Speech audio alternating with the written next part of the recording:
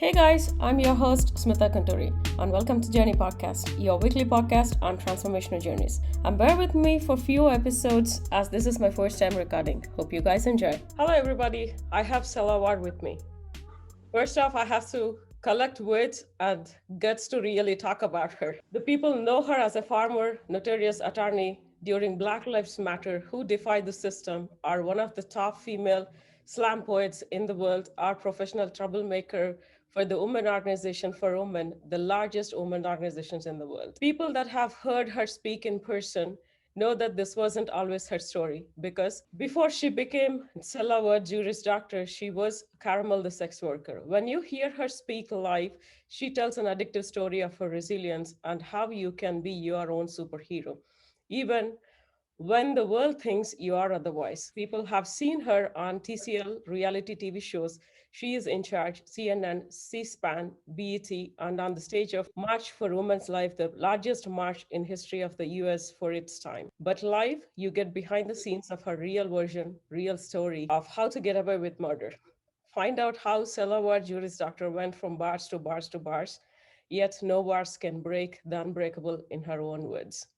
Thank you for being here and welcome to the show. That was a great introduction, but it's an absolute honor to have you here. Oh no, I am so grateful for this Thank you so much for opportunity. being here. Please. Absolutely, I wouldn't have missed it after I connected with you and talked to you on the phone. It's been it's like I've been excited about this ever since we talked. Thank you so much. With your introduction itself, I wanted to start your episode.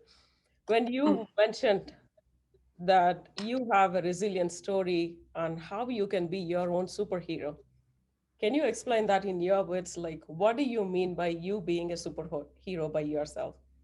Oh my goodness! So, ultimately, growing up, I had to be basically the superhero that never came to rescue myself and my family.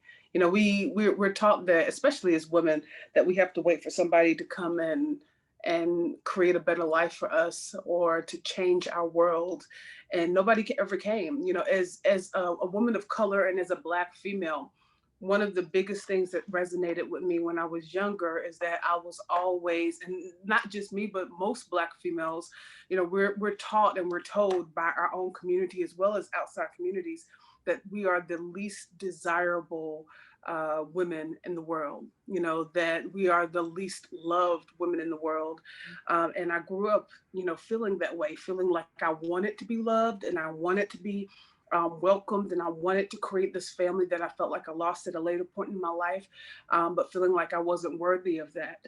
So I went through life having to get to a point where I had to create my own superhero and had to learn how to love myself and how to value myself and how to get to that place of worthiness. And once I found that strength within me, I was able to transcend that and help other people along the journey. If there is something that you can talk about that you have never spoke so far, and if you are willing to share that parts of your story or your life, I would really love to have to hear that. Oh my goodness. So yeah, I'm kind of I'm an open book for the most part. So that I talk I thought regularly about about my story, so that different aspects of my story, so that I can help other young women who may be going through struggles realize that there is something on the other side. And the biggest reason, initially, I had to go through that. Like it wasn't something that I was open about. I never told, about my history. I didn't talk about my mother's drug addiction. I didn't talk about being a sex worker between the ages of 12 and 19. I didn't talk about, not being desired and not feeling worthy as a Black woman. But it was actually when attorney regulation kind of outed me, and they were like, you know what? We found out XYZ about you, and now we're going to tell the world. And I had to go through my own internal healing around that because I wasn't really ready to have that conversation with the world.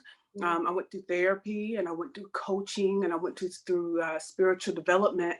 And I learned in the process, that I needed to be able to be the first person to tell my story and not to let somebody else try to still tell my story before me, even if that was attorney regulation. So I started telling my story so that people wouldn't get it twisted, so they wouldn't get it get it misconstrued. And after I started opening up a little bit more about my story, was when I started to realize that there were a lot of people out there that would come to me. They'd be like, "Oh my God, I'm so happy that you said that, because it made me realize that I could do what I really wanted to do in life, and it made me realize that this wasn't the end of the game, or it made me realize that this was just a comment in my life and not a period." So I realized that I had to keep telling my story, so that other people could learn that their story had to continue as well. So that's how I got to that point. Wow. Okay. So I heard your TED Talks where you were talking about the leadership skills about it. So that's a part of your Mhm. story, like how the other person helped you to come onto the pole. So, Right. Yes. so when you are explaining that, like what exactly triggered that kind of a mindset on that spot? Oh wow. Okay. So what triggered the mindset when I was on the post? So just to give you a little bit of history, to give everybody that's listening to us history about what we're talking about. So I was a sex worker. I was introduced to sex work between the ages of 12 and 19 years old, and it was really a progressive change that happened throughout my life. And I'll talk a little bit more about how it started, after I answer the question. But it started, my mother was shot in a crack cocaine deal when I was 11 years old. And she was paralyzed for several years. By God's grace, she was able to survive, and her survival, as well as her commitment and her resistance to the word no and to failure, is really what pushed me to be able to get to where I was today. A lot of people say, what exactly do you mean when you say sex work? What does that mean? What did you do? And I say sex work now because it's more of a politically correct term when we're referring to people that worked in the industry. But most people would say, hooker or prostitute or streetwalker, anything of that sort. The long or the short story version of it is that when I was 12, between the ages of 12 and 19, it started out, just interacting with people who I thought were interested in having relationships with me. A lot of them were older men at the time, and then it progressed to having people pay for sex. I would go to parks, trailer parks, community parks, youth parks. And then I would trade sex for money. And then it transcended over time. As you progress through the industry over time, you find different ways to be able to sell. Some certain points that was in strip clubs, at certain points that was in escort services, at certain points it was just on the streets, in different ways. So it was different aspects of the sex work industry that I experienced over time. The particular time that you're talking about, that I spoke about in my TEDx talk, was a time when I actually was in a slightly better place, because I was in a strip club at that point. And while I was in the strip club, one of the biggest issues that I had is that even though I was a dancer at the time, I couldn't dance. Like I really never had a whole lot of rhythm in my life whatsoever. And a lot of people are like, how the hell can you be a stripper or in a strip club and not be able to dance? So I generally would do VIPs, because in VIPs, you can get really close to somebody and they would never know that you dance. You can, just do a little bit of this all the time and they would never know that you could dance. So it was always so scary for me to be able to have to get on stage, right? Because if I got on stage, then people would see that I couldn't dance. And then there was also that big, scary, intimidating pole. And I was like, oh my God, I don't think I can get up on that. Like, it would never happen. So it took me a little strength to be able to start to get to the point where I can dance on stage. But the hack that I used at that time was that I would be the first one to go on, because if I was the first person that could go on the stage, then that means that they hadn't seen anybody else. So they didn't have anything to compare it to, so he wouldn't think that I was that bad if I was getting on stage. And plus, like, we had security guards who would be like, if you ain't throwing money, I don't care if you can't dance, we're kicking you out, right? So we had a backup team that was gonna make sure that they paid us. So going on early in the night was always the best bet for me, right? But there was this other girl, she was beautiful, gorgeous, that everybody loved. And me and her actually friends today. She actually came to my birthday party, my 40th birthday party a few months ago. But her name was Delicious, and she was real, like, thick and curvy. And I just knew that the last thing I wanted to do is go behind her. But while, in the beginning portions, she didn't know me, I didn't know her, so we never really communicated. I'm trying to go on first, and she just jumps in front of me, right? And I'm like, oh my God, I can't believe she jumped in front of me. Like, everybody loves her. I cannot go on behind her. So I'm just not going to go on stage at all. I'm just not going to do anything, right? So I just went ahead to my VIP and I was like, you know what, I'll try another day. The next day, right, I was like, okay, you know what, she got in front of me yesterday, but today I'm going to go ahead and go on first. But she jumps in front of me again. So I'm like, God, like, this is the second day in a row, right? And I let her have it. I ain't doing anything about it. But when I went home that day, I was kind of like, you know what? I can't let nobody pump me. Girls in the industry, even though we treat each other like family, we know that you can't let anybody think that you're weak. So I had already given her my spot twice in a row. So I had to kind of take a stand at this particular moment. So I had made my resolution that night that when I went in the next day, that I was going to go on first. And she was not going to take my spot, right? So the next day, I went back the third time, tried to go on, and she was about to jump in front of me again. But this time I was like, yo, hey, I'm supposed to go on first. You jumped in front of me twice already. It's third time. We can't keep doing this, right? And I just knew at that point that we was going to have to fight. Like, I was like, oh my gosh, she's going to start something. Let me wrap up my hair, let me get prepared for what's about to come. But I was pleasantly surprised, and that's one of the biggest strengths in sisterhood, that she didn't want to fight. And she was like, I know that you're about to go on stage and you're about to do your thing, whatever the case may be, but I am really not trying to go on stage behind somebody that's really trying to dance. And this was an epiphany to me. All of a sudden, I was like, really? Like, you don't want to go behind somebody that can't dance? Oh shoot, I can't dance either. Like, it was the golden moment, right? So at that point, we actually connected behind being vulnerable, right? And vulnerability is so important in everything we do. Like, I have to be vulnerable when I'm telling my stories. I have to be vulnerable when I'm telling my history. But I had never been willing to be vulnerable before that, because we're taught in most industries, but especially in sex work, that we have to be hard, right? We can't let nobody take advantage of us. We have to be the alphas. We have to make sure that people listen to us, right? So we're taught that we have to be hard in life in so many industries. Like, in all actuality, we all have a sex worker persona. Every single one of us has a sex worker persona, but we don't like to admit it. But this really, requires us to think about, when have we sold ourselves out before? When have we sold ourselves for less than our value before? So there's so many times that each of us go through this sex worker persona in our lives and we don't even know it. Even when I became a lawyer later on in life, I still was selling myself short for something less than what I was worth.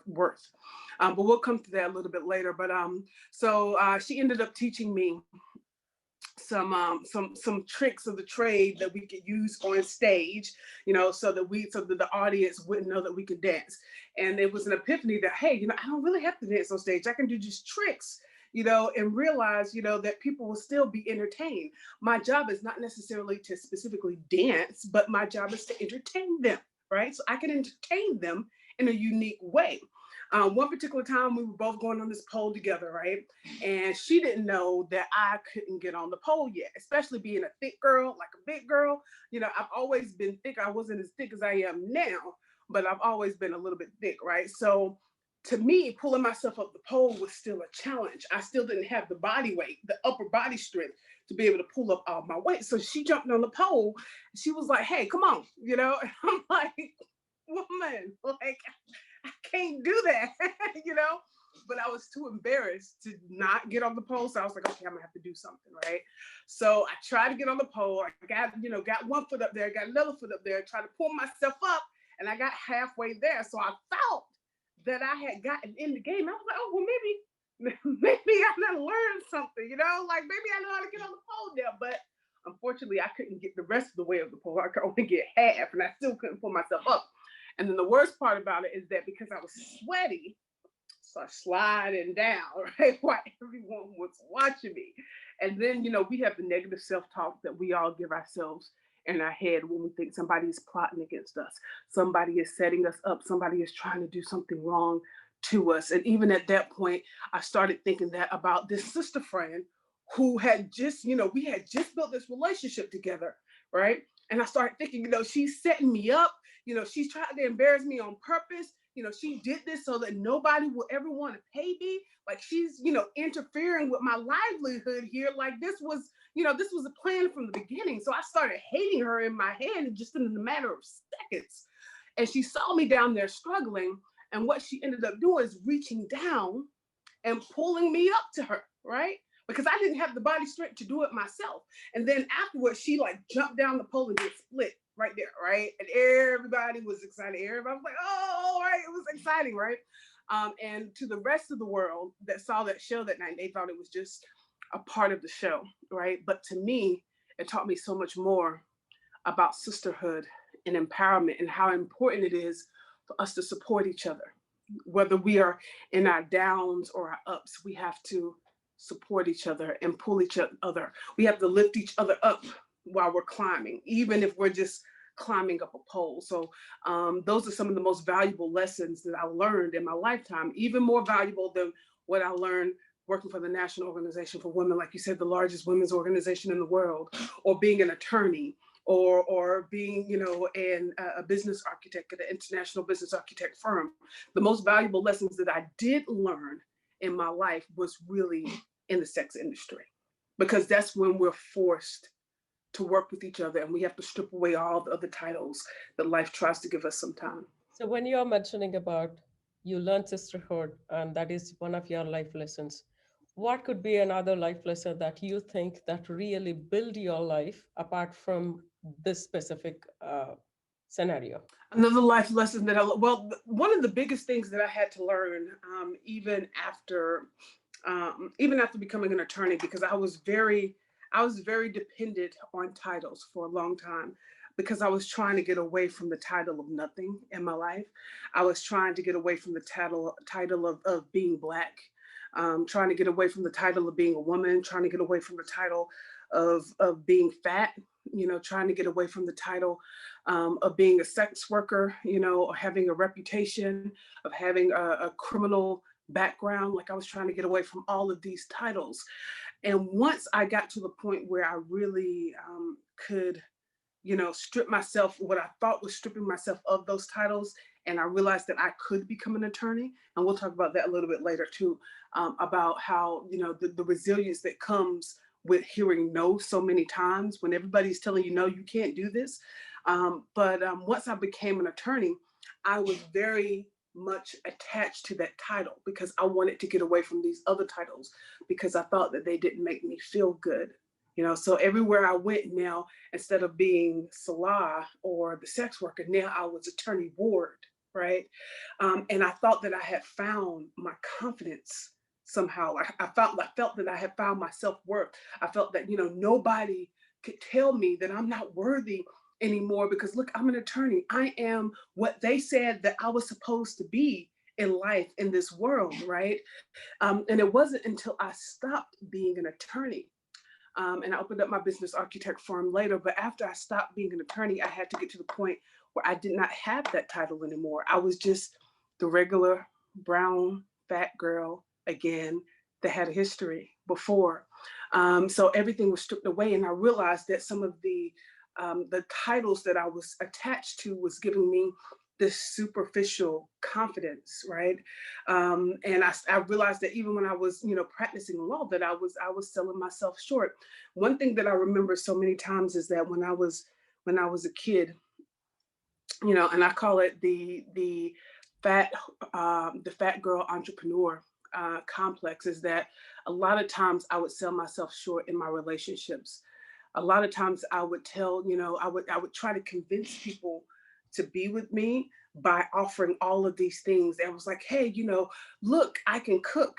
Look, I can do anything you want. Look, I'm always going to be here with you. Look, I can help you do your homework. Look, I can help you do all these things. Look, I have all of this stuff, and I'm valuable because these other people pay me to do this, but I really just want to be with you, right? So I was selling myself short because in my head, I thought that I wasn't worthy. So I had to give them reasons to just love me, to just want to be with me when it just had to be me, instead of all of these things that was attached to me. But I was trying to give them all these bonuses. Plus you get this and there's more, like we were in some like, late night show, what do they call those things?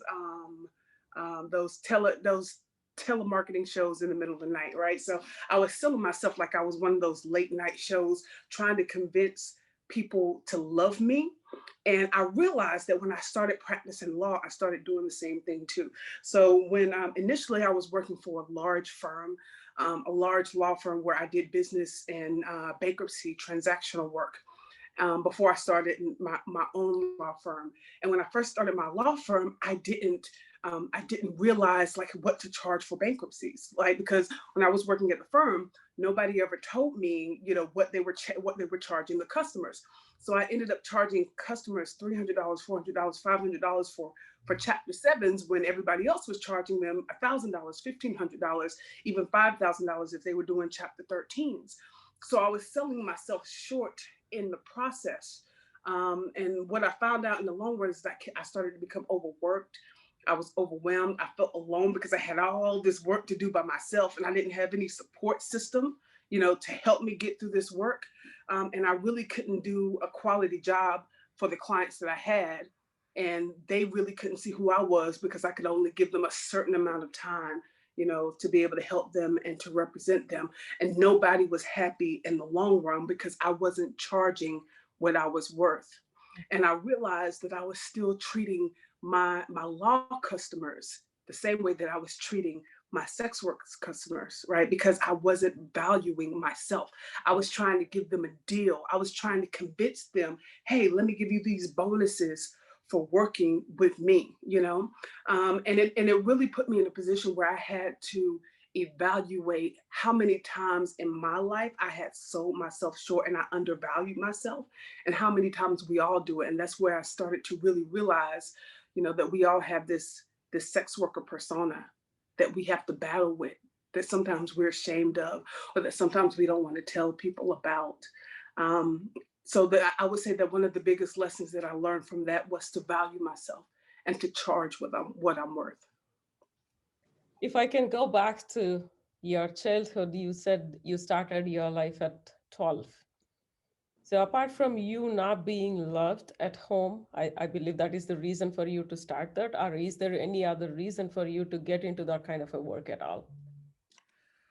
Well, I don't think that it wasn't that I wasn't loved at home, because I do think that I was loved the best way the people around me knew how to love me. One of the biggest things that I had to learn even in my adult life, because I get frustrated a lot, with people, it's easy to get frustrated with people, is that I had to learn that everybody around me was doing the very best they could.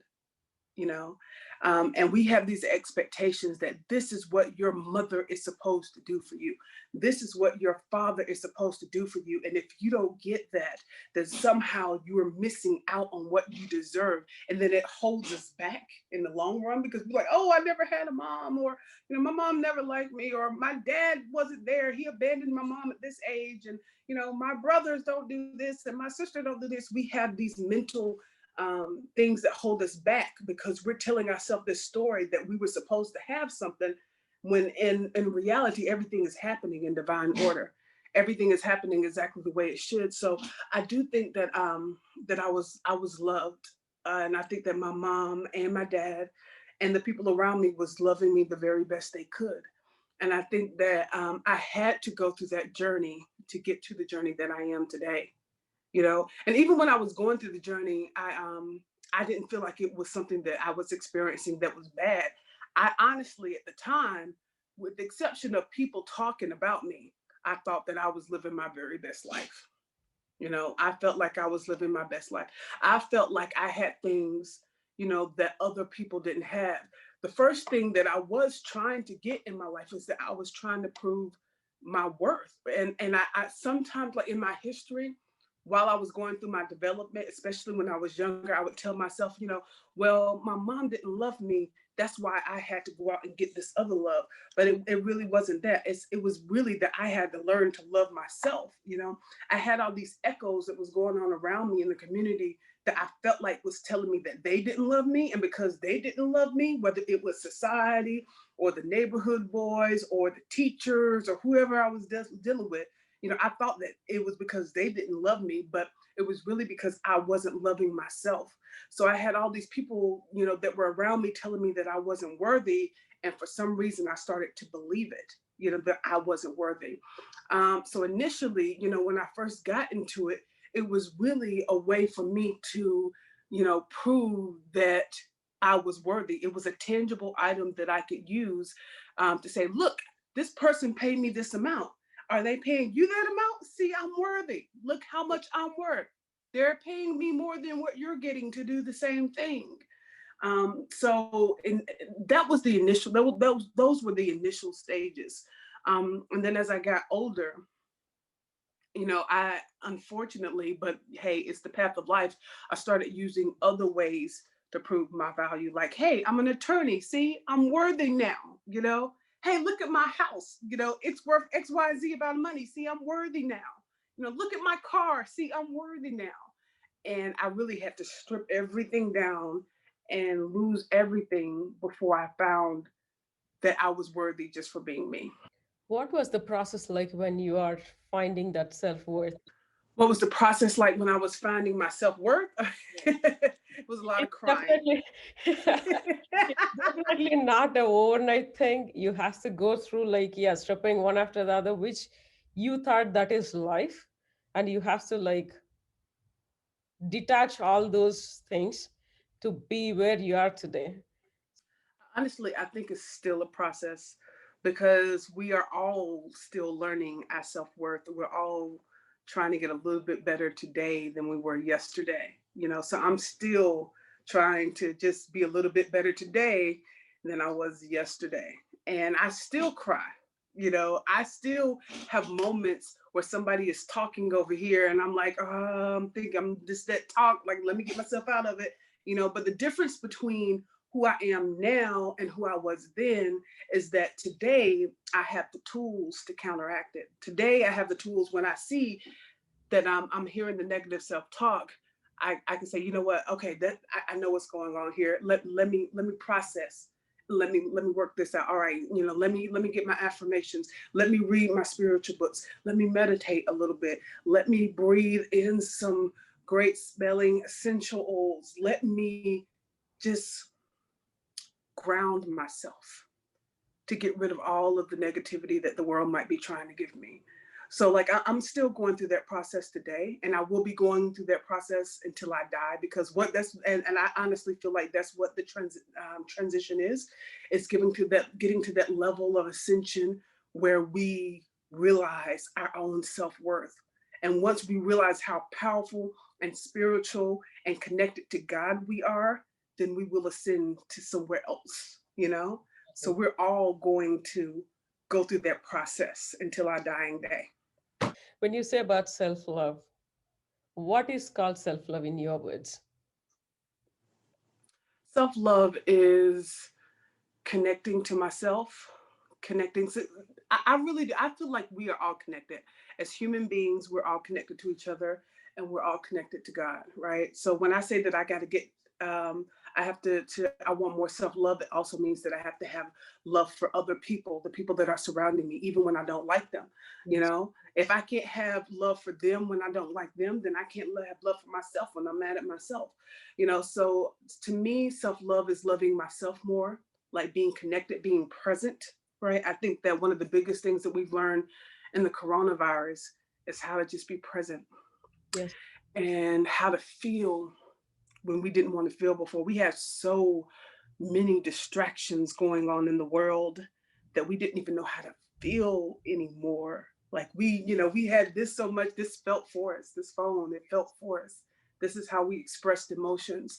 So, self-learning is learning how to feel and how to connect to ourselves and also connect to each other. When you mentioned that you have affirmations that you say, can you mention some of your own affirmations that you tell yourself? You know, I think that, so I have things that I have written down. Like I always have to take, a notebook with me. Like when I want to remind myself of something that I'm doing. I also have, like, I make sure that I have tools so that I can counter anything that's negative going on in my life. Like I have my calendar that I also use, and I take that everywhere with me as well. And it has all my affirmations in it. Like it's like it'll tell me to seize today and don't forget to be kind and you're beautiful no matter what, and rock this out, queen. Like I have so many different things that I put in here that I want to remind myself of on a daily basis. One of the biggest things is that I'm a poet as well. Like I was a spoken word artist before I was an attorney. I would tour around the country and around the world. I went to some other places internationally as well, doing spoken word and poetry. And when I didn't feel like it was okay to say those amazing, beautiful things to myself because people would think that I was being, vain, or they'd be like, who are you to say that you're beautiful? Or who are you to say that you are a superstar? Or who are you to say all of these, great things about you, right? So when I didn't feel like it was okay to say those things to myself, I wrote it in my poetry, you know, and I would perform it on stage. And I would use that as my affirmations constantly to tell myself all the things that I felt like I couldn't tell myself because the world were going to say, well, you're not cute. How can you say you're cute? You're not gorgeous. You're fat. Look at you. You're, an ugly Black woman. Like, how can you say all this stuff? I used my poetry, and it gave me this avenue to say all the things that I needed to say without the judgment from the world. Wow. Okay. What you also say, like, you should be able to love the people that you don't like. Hmm. How do you Yes. actually do that? What kind of a process that like, I mean, I wanted to learn that too, because sometimes at the very edge, in some of the moments, we'll just snap. Though we keep telling ourselves, like, yes, we should be kind, we should be supporting each other, and yes, we have to be like liking the people that we don't like for whatever the reason it is. Even at times you just snap out for some reasons, maybe that those are inside you itself, like, I mean, you are going through some bad day or something. If a person that you don't like come and talk to you, you might just snap out. But what kind of a process that, like, how do you actually like take that in and say, yes, I don't like that person no matter what the person is, but I'm still going to like them? Mm. I had to deal, I had to come to terms with that like quite a few times in my life. And especially, while I was going through my healing, especially going through the healing process. I had to come through that process with attorney regulation. I had to come through that process with my ex-husband, had to deal with that process through my mom. I had to deal with it, with my siblings, with, people that I felt didn't support me when I had my law practice going, with prosecutors, with judges, with police officers. I had to deal with so many people, because I had to do it to heal. If I was not able to love the people that I felt didn't necessarily always, you know, support me, then I wasn't going to be able to love myself during those hard times. But the biggest thing that helped me was to be able to see the loving essence of every individual, right? When they were doing something that was against what I wanted, I had to ask myself, when was there a time that I felt like that? You know, when was there a time that I treated somebody the way that they're treating me? And how did I feel? Like, what was the reason that I did that? What experience did I go through that made me treat this person like that? Like, I had to really put myself in their reflection so that I could relate to them. And it helped me to forgive myself more, because most of the time when I was angry, it was because I hadn't forgiven something in myself. Like, it was something that I was mad about, that I hadn't come to terms with.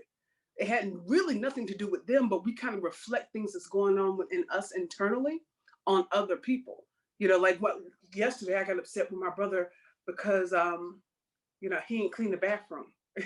Like, I was like, it was actually today. I told him yesterday, but I was upset about it today. And like, there's certain things that will really piss me off, because, like, I'm like, why can't they just do this? What kind of person won't do this? And I had to kind of take a moment in my brain so that I didn't yell or I didn't get upset and realize, well, you know what? What is it that I'm really mad at? I'm mad because I want to be in a different place. I'm mad because I want a different house. I'm mad because I really don't like my bathroom. I'm mad because I don't have somebody to help me clean.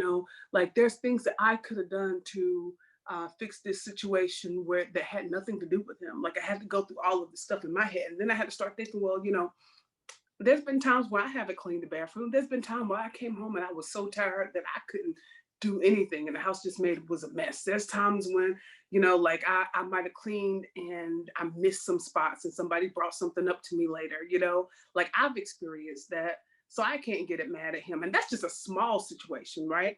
But how Right. about when people really do big things to you, like they do big things, like they, hurt somebody that you really cared about and that you really loved. Hmm. It just really helped to be able to understand that I've hurt people too, you know, and to see, if I could see the loving essence in them, I could see the loving essence in myself. I can forgive them, I can forgive myself.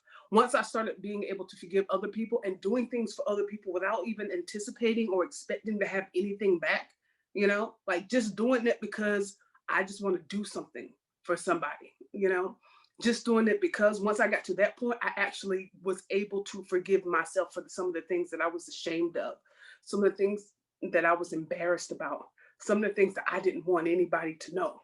Like it took me a long time to get to the point to forgive myself for doing all the things that I did as a sex worker, to forgive myself for treating clients like transactions, to forgive myself for treating people like they were only worth the amount of money that was in their pocket, you know. But yeah, like I had to so that I could get to that point in my own healing. When you are mentioning that you had gone through that shameful moment or anything, was there any specific moment every time you think about a word, sometimes you will get a specific scenario or a memory that triggers back to you, like, yeah, this was the shameful moment for me, or like, this is where I carry my guilt from, or else even like, I regret this moment in my life. Was there any specific moments that you recollect and feel like, yes, these are something that I'm built out of? Honestly, every time I meet a new person, every time I meet a new person, like I have flashbacks, of feeling less than worthy, you know, because I know that I have to reintroduce them to me all over again. And sometimes it feels like trauma. Like, okay, I have to tell them about this bad stuff I did now, but hopefully they'll like balance the good stuff I did and not judge me, and then I'll have all of this negative self-talk in my head again. But like I said, now I have the tools, to process them, and then I go through my forgiveness. Like I go through my forgiveness every time because I do still get emotional because I have memory. Fear is memories, right? Fear is memories. It's re-experiencing memories over again.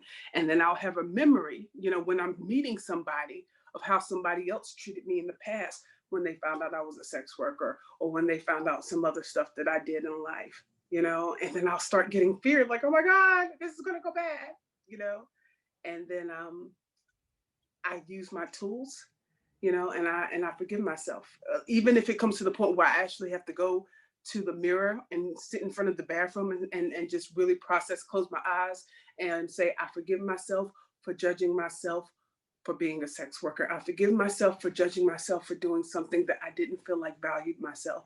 I forgive myself for judging myself for having sex with people that didn't care about me. I forgive myself for judging myself for giving my heart to people that didn't respect me. Like sometimes I just have to go in and just say it to myself over and over and over and over again when I can't get the talk out of my head. And now I'm a little bit stronger than I was, 10 years ago. Were you confident all the time, or like the confidence was built over the time when you started changing your titles, when you are mentioning about the titles? I still go through issues of confidence regularly, you know, and a lot of people, what they see when they say that I'm confident, or when they say that I'm confident, what they see are my affirmations, you know. So they'll see me reaffirming like how I want to feel about myself and how I'm going to step into my day. Like it might be, you know, maybe they see a Facebook post what I'm talking about an experience, or maybe, you know, when I wake up, you know, I'm hyping, I'm ready to go, and I'm calling people telling them positive affirmations. So they see my affirmations and they'll automatically say, "Oh my God, you're so confident, you know, you're so this, you're so that." Um, but you know, it's like I said, it's all a journey every day. But the biggest revelation that came to me in my confidence was when I stripped myself of everything that I felt gave me value. I had to strip myself of everything that gave me value and just be Salah. I couldn't be Sla, you know, the attorney. I couldn't be Attorney Ward. I couldn't be, you know, Ward Esquire. I couldn't be that chick that live over there in that big house. I couldn't be any of that stuff anymore. I started to regain my confidence once I was forced to strip myself of everything that had indirectly given me confidence previously. Even my body, even my body. I had to be stripped of even my body because um, I have a lot of fat girl pride now, you know, and I've always had this fat girl pride, but about 15 years ago, I had gastric bypass surgery, right? So I lost 200 pounds after gastric bypass surgery. And when I had gastric bypass surgery, it was like all of a sudden my personality changed. Like it was something that clicked and freed up for me. And I thought that that click or that freedom was just about me building my confidence over time. But I found out later I was attached to this 200-pound weight loss and that it was giving me a superficial confidence, right? So not only did I lose all this other stuff, but once I moved and left the house and left the practice and, you know, and lost my relationship and all of that stuff, I broke my leg twice, right? And I was on a walker for a couple of years. And during that time, I wasn't able to move around like I normally was. So I gained like 100 of those pounds back, you know, so I lost my body too, you know, and I didn't even realize that I could lose that, you know, so I lost completely everything. Like I had gone through 15 years being like, oh, I can't gain the weight back. You know, I had gastric bypass. They cut my stomach out. I can't do this, you know. So it was really just being stripped of everything that society gives you to place value, and then just trying to find that value in myself. Were you ever feeling like a victim mode, that you are a victim of something and you carried that victim mode in you? Um, yeah, you know, I think that there was different moments in my life that I went through feeling like the victim, but I had to turn that into the victor. You know, like it really came with me learning to rephrase and reframe everything that happened to me.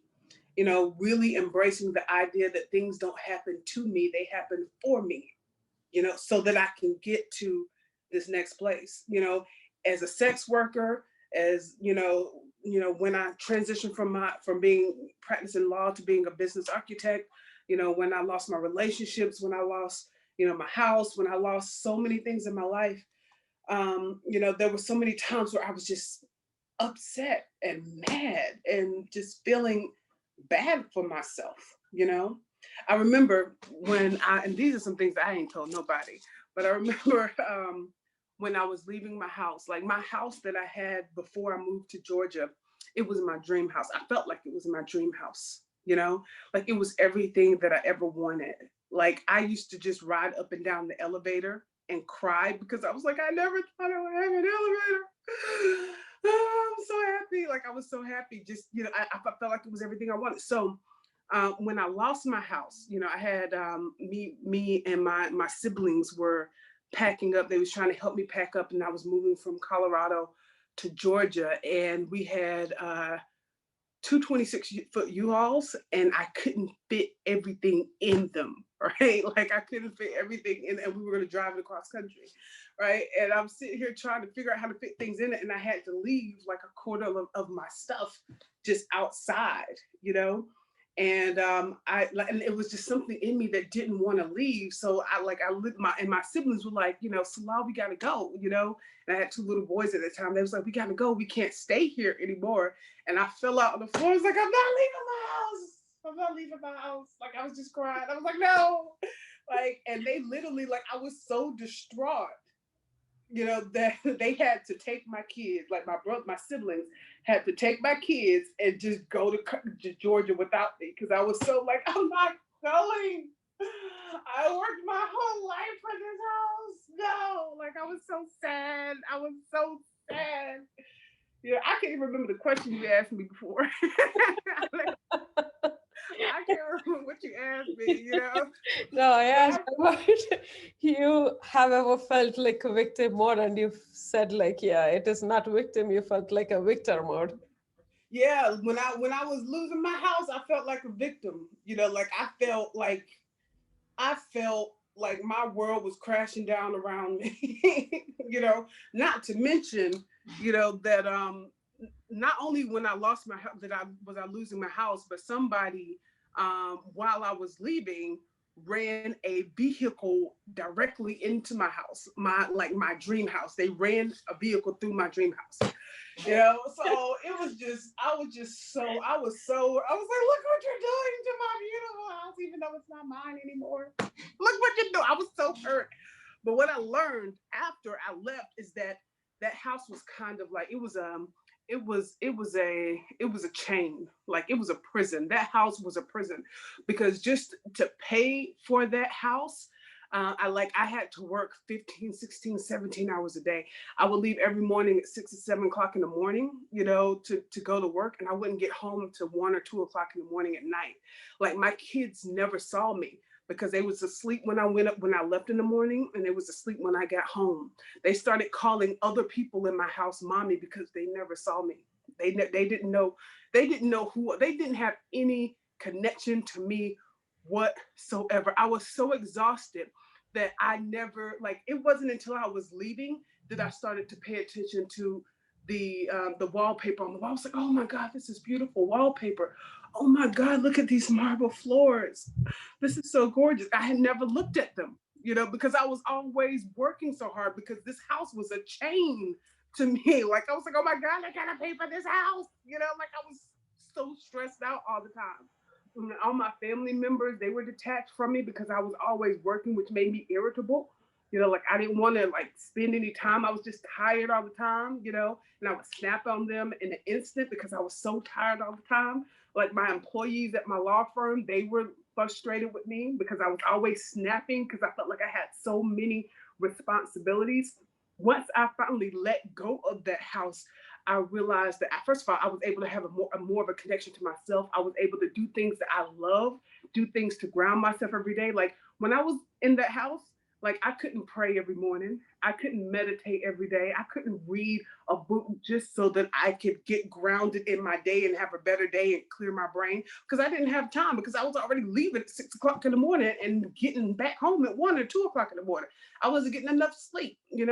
But once I let go of all that, it was like, man, like I can start my day how I want to. I can exercise in the morning. I can go and do stuff with my kids on the weekend and not have to worry about, what's going to happen if a client needs me and there's an emergency. I can actually have a relationship with somebody that's not going to feel like I'm ignoring them. I can be present in their lives. My life blossomed exponentially once I let go of this chain. So that's just one example of how, even though I was feeling like a victim at the time, like I had to turn that into a victor. Like I had to be my own superhero, even in that circumstance, because my life, it got so much better when I released myself from some of the stuff that was holding me back. What made, is there anything that ever broke you completely? Like, yeah, this is the most painful moment in my life, and I have to change my life no matter what happens. Was there something like that? Because if I can give an example, if I talk about myself, there was a period like you are always afraid to cross that line and see what is there on the other side of it because you are too comfortable, though you are uncomfortable in this space. But you have to get to that breaking point. What makes you to think like, okay, I'm done with this. I don't want to be in this anymore. I have to cross that line and see what's there for me after. So was there any such kind of a situation? What actually made you to break that line and cross that line, though you're not comfortable crossing that line? There was a couple of times that happened, in definitely a few times that happened in my past. I mean, one of the ones that happened was when I was still somewhat in the sex work industry, but I was still trying to get out. Also, I wasn't really trying to get out. I just had other opportunities that were presented to me, but I had a tendency to kind of revert back to sex work when I felt like I needed something. Like it was always like a backup, when I needed something. Even though like I got accepted to the School of Science and Math when I was in 10th grade, so I was able to go to college level courses very early. And then I got a full scholarship to undergrad as well. But there was like anytime something would come up, there was something that would click and be like, hey, if you need something, you can always go to this. But there was one time there was a client that I had, and it was such. I'm not gonna go into all the details because I don't know how graphic we can get on YouTube. But I remember he was on top of me, and he was like this. He was a huge guy. Like I'm a big girl, but he was like 3 times my size, right? And like he had a bit like because like his stomach would be over his pants, and his belts were always too tight, so he would have like this like I don't know like belt burn. I don't even know what to call it on his stomach, where he had this scar where his belt was all the time, and it was like pussing up and stuff like that. So when he was on top of me, like I could see him, and it was like sweat and like pus dropping down, and I was like, I got to get out of this. Either I'm going like either I'm going to be an attorney or I'm gonna have to kill myself. Like I'm gonna have to do something else. Like it really pushed me. And I remember just being stuck in this other world for a minute. When I was in the experience, and I was like, you know what, I got to do something different. This is not going to work. And I remember I was going through a case at the time, a criminal case.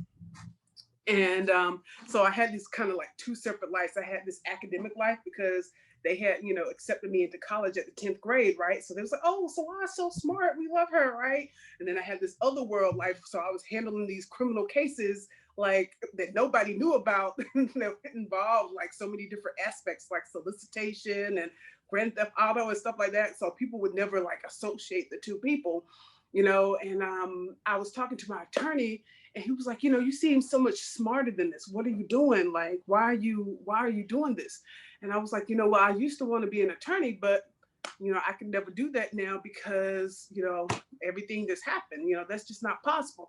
He was like, Salah, he said, I know attorneys that have murdered people before. He was like, you can be an attorney if you want to be an attorney. He's like, don't let nobody tell you that you can't be an attorney. And I was like, really? Yeah, and that kind of like sparked something in me all over again, and it was a hard transition trying to be that because I did not want to deal with people asking me questions because I wanted to pretend like that was a different person. Like I didn't want to go through that experience. I didn't want to be known as that girl, so I hated when people would ask me about it. I hated having to answer questions. When I went through attorney regulation, they had to I had to go through a board to verify that I was morally intact, before practicing law. And just going through all these questions, I was like, oh my God, like it was just so I dreaded it. Like it just felt like the end of the world for me, you know. But once I got to the other side, I was grateful that I kept walking. I was grateful that I kept going. I felt like that also when I lost my law firm.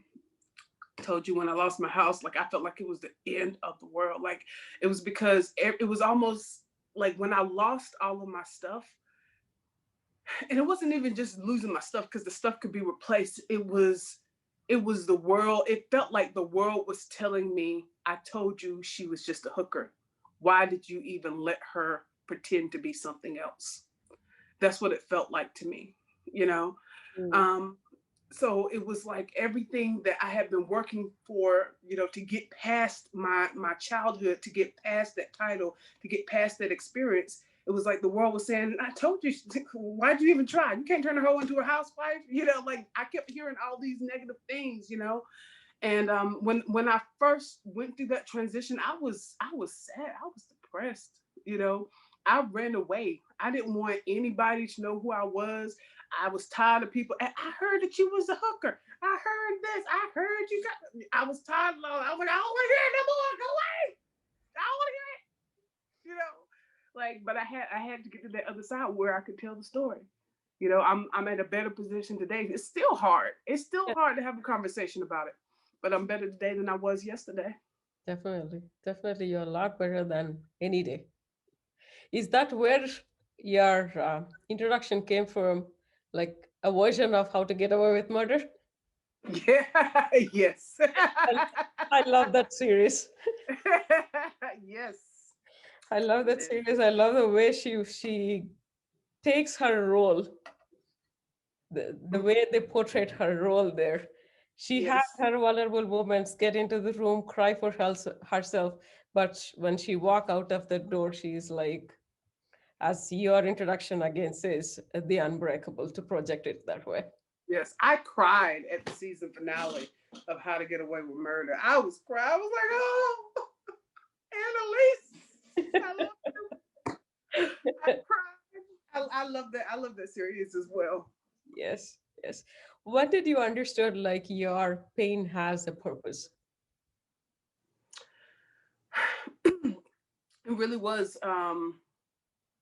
when the world started talking about my history, my past, because I was ashamed when they did. I was sad. I was running away. I didn't want anybody to talk to me. Like I didn't want nobody to have my telephone number. I didn't want nobody to have like any information about. I was like, let me just hide. And all honestly, what I hid behind was motherhood.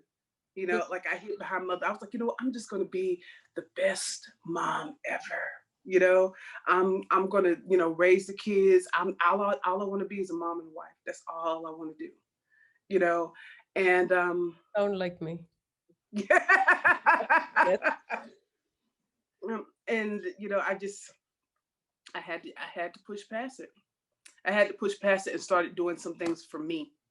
Because at that point I was doing everything for them that I possibly could. I was like, let me just do everything for them, and I'm gonna be the best. I'm gonna make up for all those years I was working, and I'm just gonna do everything with them. I'm gonna be active in their schools. I'm gonna do their homework with them. I'm gonna cook and clean every day. But it, I had to start doing some stuff for me. I had to start doing some stuff for me. So what is your call to action? Like where did you start for this? It's so important that we learn to get to love ourselves and to forgive ourselves. A lot of times what happens is that society has told us that once we start on this journey to success, that it's always going to be up. you know like it's like, all you got to do is go to college, get a job, find a wife, have some kids, get a house, white picket fence, happily ever after. And everybody is watching this journey from far off, right? So Yeah. they think that the journey is always just straight up. They think it's an incline, like you're just going to be going up the mountain, right? Because they're looking at it from far away.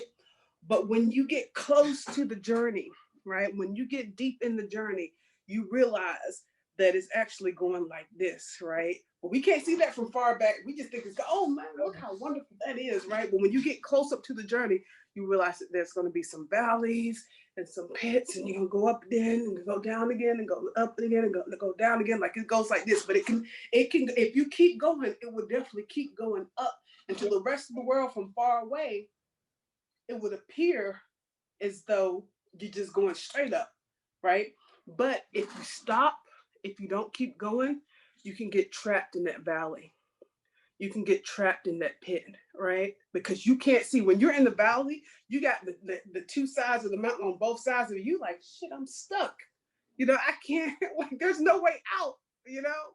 And you can get stuck, and you can get stuck there and you can just die and give up, right? But I promise you, if you keep moving forward, if you keep going, it'll keep going up. Yeah. They just don't tell you about those down parts when Yes. they telling your story. Exactly. Nobody likes to talk about the down points, I guess. They don't. The They way don't. I heard some people explain about that was like, something happened at the time. Yes, I'm out of it. I'm done. I don't want to talk about it. Why not talk about it is where I always get stuck. You talk about it. That's where you learn a lot of things, and that's where your foundation is from.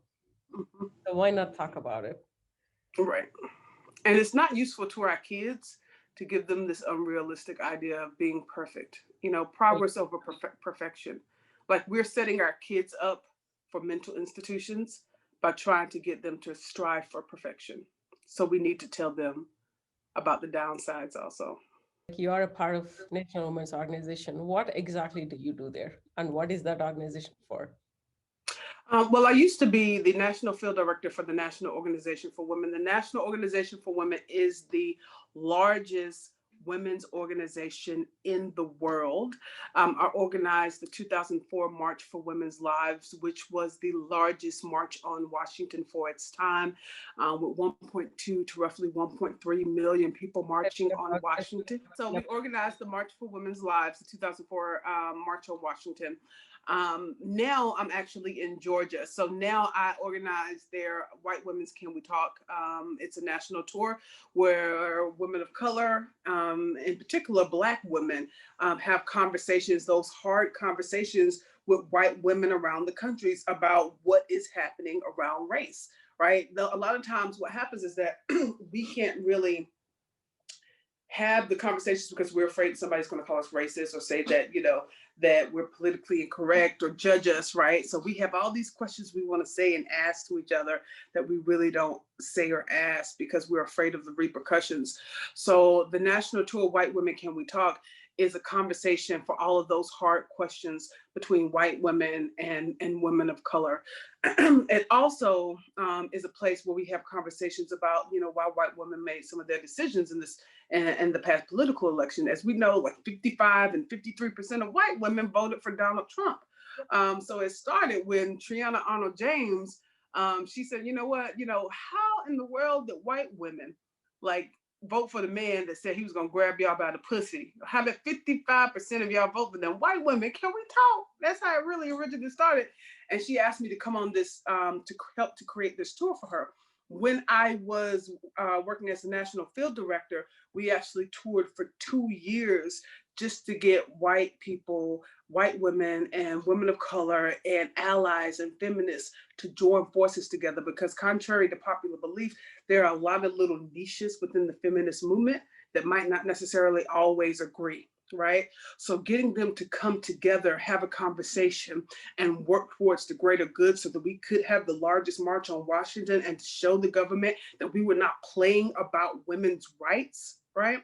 That was hard. So we had to actually go on a tour for 2 years around the country to get everybody to unite together. So after that tour, Triana Arnold James brought me on and said, hey, you know what? I really want you to help to coordinate and facilitate the White Women Can We Talk tour. So now I coordinate and organize the White Women Can We Talk tour around the country, and it actually now just went international.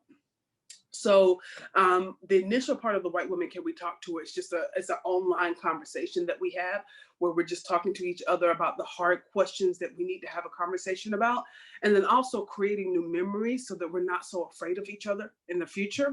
But the second aspect of it is that we do workshops in person where we drill and deep dive into each other's solidarity, and then trying to figure out how we can work together as allies. And sometimes that might be a 3-day workshop where we deep dive and workshop together. It might be a week residency that we have where we deep dive and workshop together. The online conversation is just the initial tip of the iceberg to show people that there are people around the world that want to have this conversation, and this is how it is helping us. And then we do the deeper work that's Mm. actually in person. What is your short-term goal and a long-term goal? My short-term goal. My short-term goal is to love as much as possible. My long-term goal is to love as long as possible. Very well said.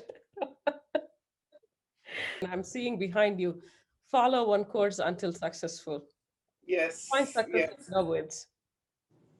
Follow on course into successful, as entrepreneurs, because I'm an entrepreneur, and part of what I do with my company now, my business architect firm, is that we help small to medium sized businesses to be able to scale their hustle to enterprise status.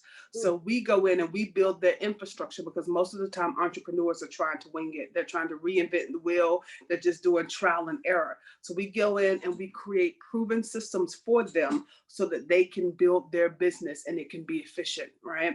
That it's not so dependent on them, that it's measurable, and that they have their time back, right? They have their time and their freedom back, and also they're giving back to the world.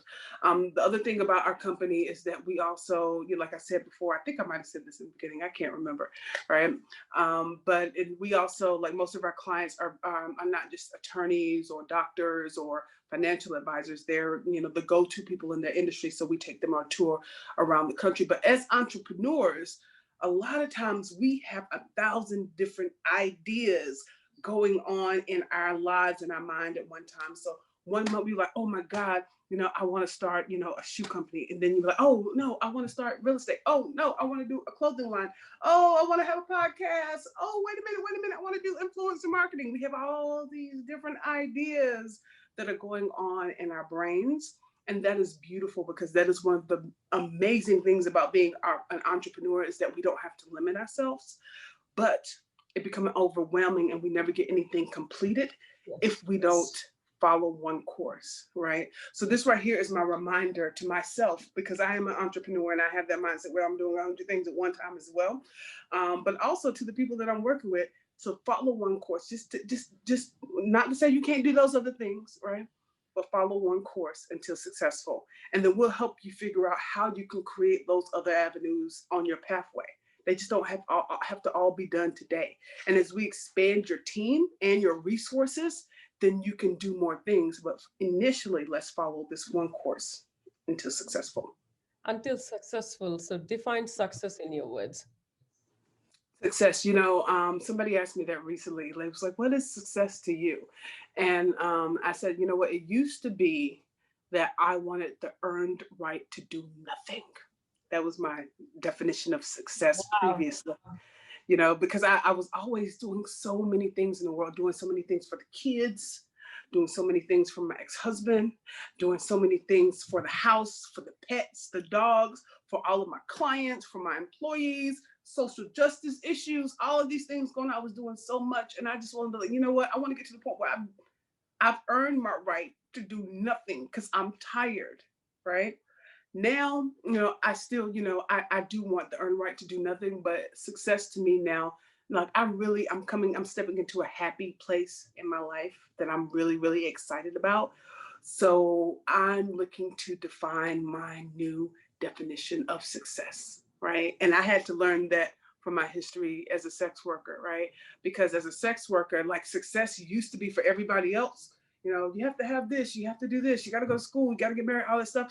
Like, that was never really an option for us. So we were able to define our own avenues of success just by being able to connect to each other, being able to love and support each other. We were able to define success. So now I know, and I live it every day, that I can define my own success in every aspect of my life.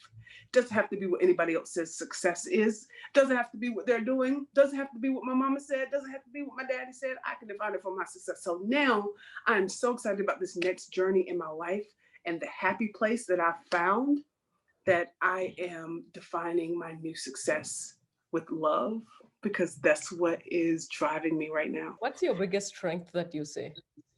My biggest strength, my biggest strength to me is the power to reframe and rephrase things in my life. So many times, like I told you, I felt like things were happening to me. And it was like, once I started realizing that things were happening for me in my life, my world changed.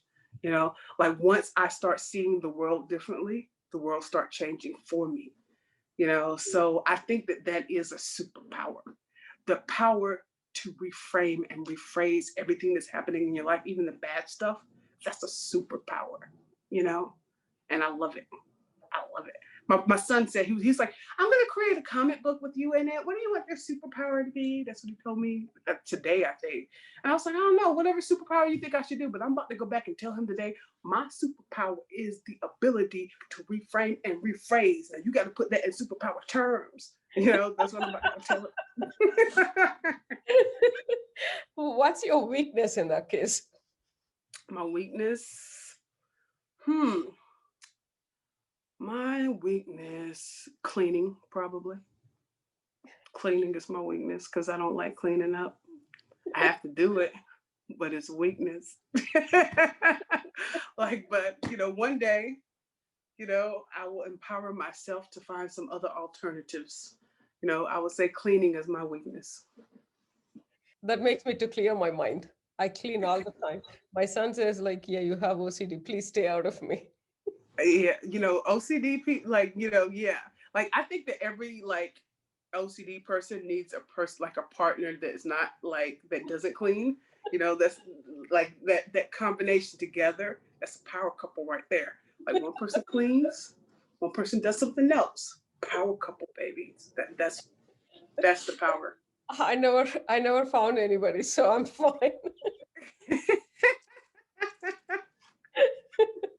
I never found anybody to have that power couple there. So on a funny note, if I can ask, yeah, what is your weakness? Like, for me, if somebody asks, food is my weakness.